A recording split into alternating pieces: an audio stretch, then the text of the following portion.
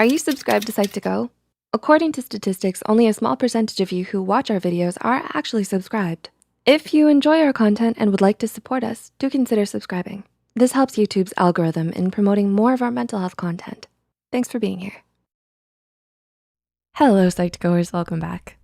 Have your parents ever told you something that to this day still hurts every time you think about it? Though we might not always be aware of it, our words hold so much more power than we realize. This is even more important in familial relationships. Studies of child psychology have shown that the way our parents talk to us becomes the way we learn to talk to ourselves. So the way parents talk to their children could have serious repercussions on their self-concept, self-esteem, and emotional attachment to others, even as adults. With that said, here are 8 of the most damaging things a parent can say to their child. Number 1, what's the matter with you? If your child's personality often clashes with yours, it can be difficult to be around them so much, let alone to parent them. But no matter how frustrated we might get, it's important to always keep our temper in check and stop ourselves from letting our anger get the best of us. Asking your child what's the matter with them just because they don't share the same interests as you or act the way you think they should is only going to hurt their self-esteem and make them question their own sense of self-worth. Number 2, I don't have time for you right now. We all know that taking care of a child is no easy task, even with a co-parent around. And having to balance a full-time job along with it can be overwhelming. So it's important that you keep your priorities in check when making compromises between your work life and your family life. And if you really have to choose the former over the latter sometimes, don't just simply tell your child that you don't have time for them or that you can't deal with them right now. Explain it to them in a way that won't hurt their feelings and make it up to them some other time or way. Otherwise, they'll start to feel lonely and neglected.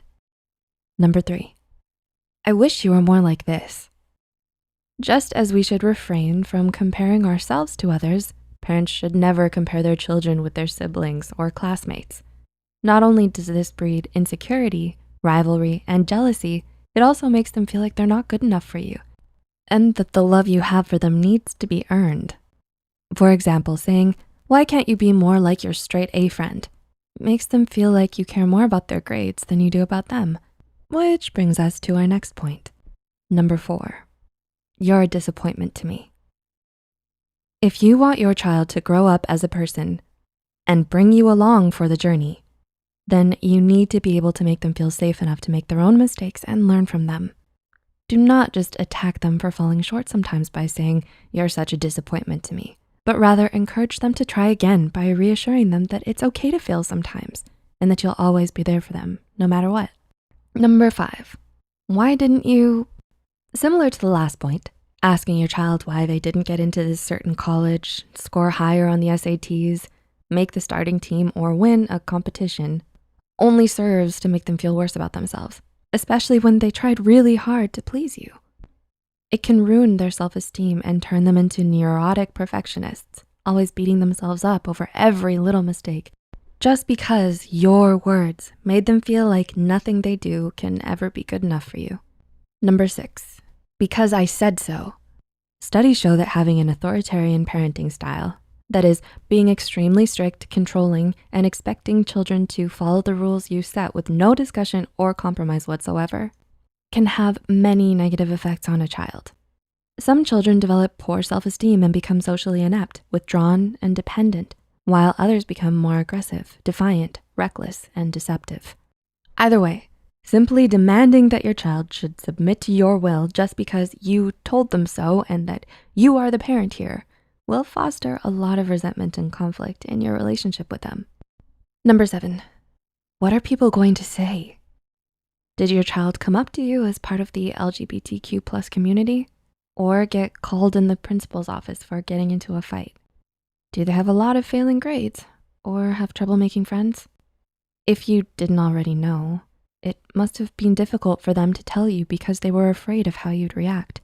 But asking, what are people going to think, or what does that say about me as a parent, makes them feel like all you care about is the opinion of others and that you see them as an embarrassment to the family. And number 8, I'm leaving and never coming back. Last but definitely not least.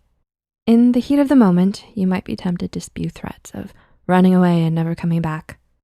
Once you start to feel that your child is becoming very ungrateful for all the things that you do for them, but it's better to bite back your tongue and swallow your temper than to say something that will hurt them for years to come.